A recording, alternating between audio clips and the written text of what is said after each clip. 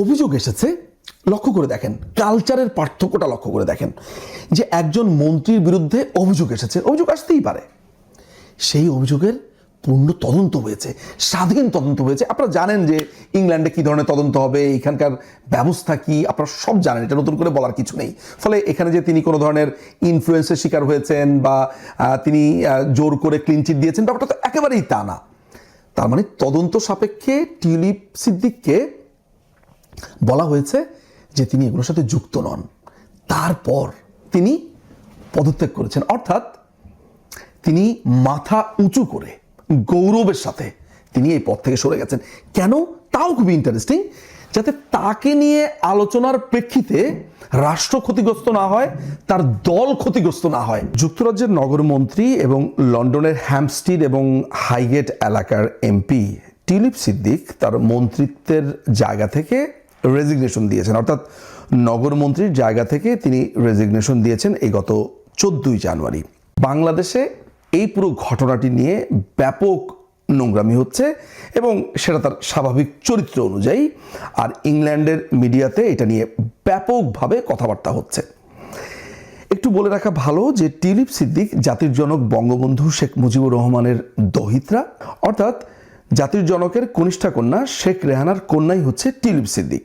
Tulip সিদ্দিকের এই পদত্যাগের পর এটা নিয়ে পার্লামেন্টেও বেশ আলোচনা হয়েছে এবং খুবই স্ট্রংলি ব্রিটেনের প্রধানমন্ত্রী সেটার জবাবও দিয়েছেন। চলুন আমরা পার্লামেন্টারি সেশনের একটা ছোট্ট ক্লিপ এই প্রসঙ্গে দেখে নেই।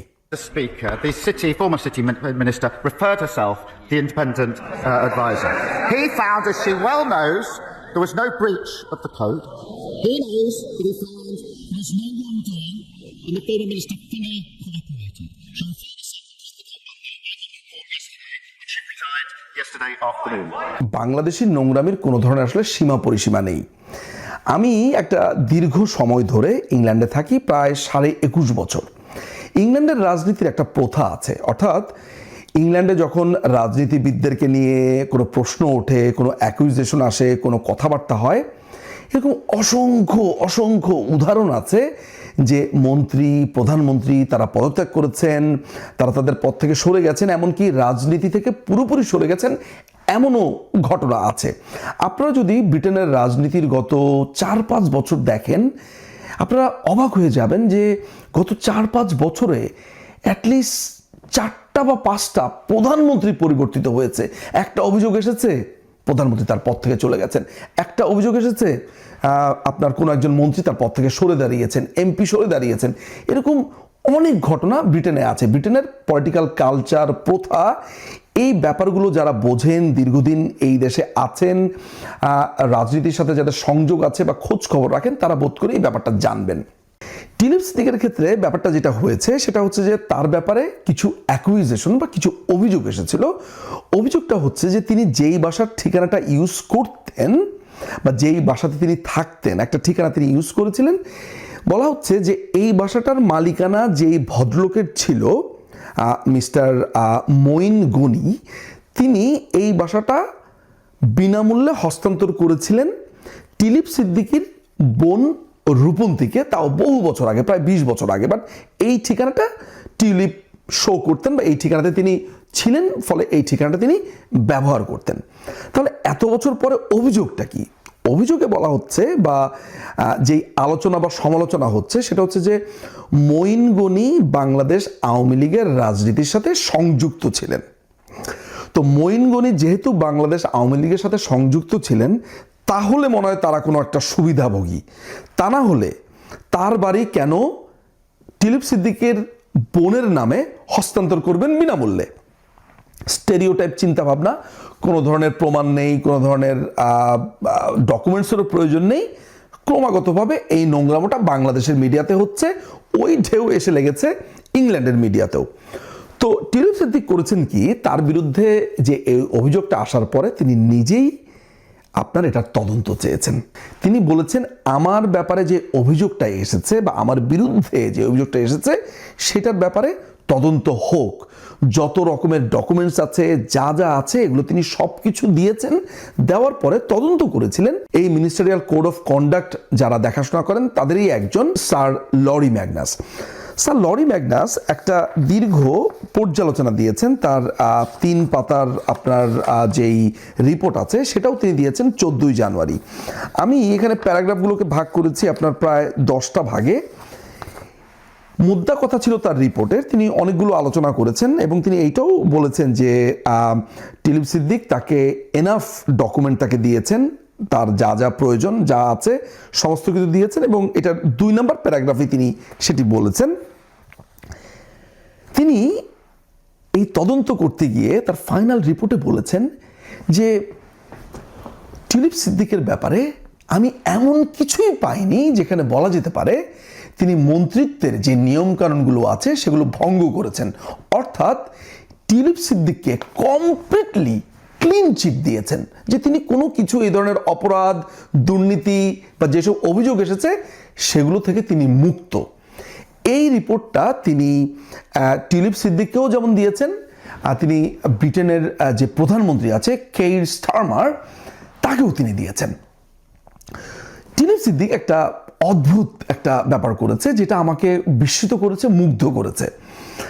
তার ব্যাপারে যখন অভিযোগটা এসেছিল তদন্ত তিনি নিজেই চেয়েছিলেন, তদন্ত চলেছে এবং তাকে যখন ক্লিন চিট দেওয়া হয় যে না তিনি কোনো ধরনের দুর্নীতি করেননি, কোনো ধরনের সম্পদ আত্মসাৎ করেননি, কোনো কিছুই যখন পাওয়া যায়নি, ক্লিন অবস্থাতে তিনি মন্ত্রিত্বের পদ থেকে রেজিগনেশন দিয়েছেন। কেন আমি মুগ্ধ হয়েছি জানেন? তার এই পলিটিক্যাল ধীশক্তি, তার এই পলিটিক্যাল যে ম্যাচুরিটি সেটার জন্য। এইটার ফলে বাংলাদেশের দখলদার বাহিনীর যে প্রধান ইউনুস তাকে একটা কোষে চড় দেওয়া গেছে। কেন আমি পার্টিকুলারলি ইউনুসের কথা বললাম জানেন? কারণ ইউনুস গত কয়েকদিন আগে বলেছে, অর্থাৎ এই রিপোর্টটা পাবলিশ হওয়ার আগে বলেছে যে টিউলিপের সবার কাছে ক্ষমা চাওয়া উচিত। কেন ক্ষমা চাওয়া উচিত? তার ব্যাপারে তদন্তের কোনো রিপোর্টও আসেনি, তিনি আসলে অপরাধী না অপরাধী না বা দুর্নীতি হয়েছে কি হয়েছে না এই কোনো ধরনের রিপোর্টও আসেনি, তার আগেই মন্তব্য করে বসেছে ইউনুস অপরাধী সাব্যস্ত করে। অথচ এই ইউনুসই 2023 সালে তাকে যখন লোয়ার কোর্টে একটা অভিযোগে আদালতে নেওয়া হয় তখন সে নিজের মুখে বলেছে যে তিনি যতদূর জানেন যে একজন মানুষ বিচারের আগ পর্যন্ত তিনি নির্দোষ। চলুন আমরা এই ভিডিওটা একটু দেখে নেই। আমাদের নিয়ম আমি যতটুকু জানি যে যতদিন আসামি অপরাধী প্রমাণিত না হচ্ছে ততদিন তিনি নির্দোষ, নিরপরাধ। আপনারা ভিডিওটা দেখেছেন, ইউনুস তার নিজের মুখ দিয়ে বলছে যে অপরাধ প্রমাণিত হওয়ার আগে কেউ দোষী নয়। কিন্তু টিউলিপ সিদ্দিকের প্রসঙ্গ যখন এসেছে তখন তার এই সমস্ত প্রিন্সিপল, তার এই মিষ্টি মিষ্টি কথা সব চেঞ্জ হয়ে গেছে। সে বলছে টিউলিপকে ক্ষমা চাইতে হবে। কেন ক্ষমা চাইতে হবে? টিউলিপের ব্যাপারে অভিযোগ এসেছে এবং তিনি প্রমাণিত হয়েছেন তিনি এসব কিছুর সাথেই যুক্ত নন। তাহলে এই লোকটি যে কি ভয়ঙ্কর ভিন্ডিকটিভ সেটি প্রমাণিত হলো। এবং ইন্টারেস্টিং ব্যাপার হলো যে আপনারা হয়তোবা দেখে থাকবেন যে ইউনুসের ব্যাপারে আমি 3টা ভিডিও করেছি, আরও প্রায় 10টা থেকে 15টার মতো তার ব্যাপারে তার দুর্নীতি নিয়ে ভিডিও আসবে, যেখানে পরিষ্কার দেখা গেছে যে ইউনুস গ্রামীণ ব্যাংকের এমডি হিসেবে আসবার পর তার বাবা এবং তার ফ্যামিলির ডুবে যাওয়া কোম্পানি প্যাকেজিং কর্পোরেশন লিমিটেডকে কিভাবে লোন দিয়েছে অবৈধভাবে, তাদের সমস্ত টাকা পয়সা দিয়ে তাদের ভঙ্গুর পুরো ফ্যামিলি বিজনেসকে দাঁড় করিয়েছে গ্রামীণ ব্যাংকের টাকা দিয়ে। প্লাস গ্রামীণ ব্যাংকে থাকা অবস্থাতে অবৈধভাবে নতুন নতুন কোম্পানি খুলে সেই কোম্পানিকে দিয়ে ব্যবসা করিয়ে আবার সেই কোম্পানি যাতে ট্যাক্স না দেয় তার জন্য নানান ধরনের ফন্দি ফিকির করে প্রায় 666 কোটি টাকা প্লাস ট্যাক্স চুরি করেছে। এবং সেটা রায় হওয়ার আগে যখন সে বাংলাদেশে এই দখলদার বাহিনীর প্রধান হিসেবে আবির্ভূত হলো তার পরপর সে তার রায়টাই পর্যন্ত খারিজ করে দিয়েছে, বন্ধ করে দিয়েছে এবং রায় যাতে না হয় সেটার পুরোপুরি ব্যবস্থা করেছে। আপনারা এটাও জেনে থাকবেন যে 2023 সালের 25শে জুলাই এই ইউনুস ট্যাক্স যে চুরি করেছিল তার ব্যক্তিগত আয়কর যে সে দেয়নি সেটা ধরা পড়ে যাওয়ার পরে কোর্টের রায় যখন হয়েছে সেখানে সে প্রায় 13 কোটি টাকা ট্যাক্স দিয়েছে।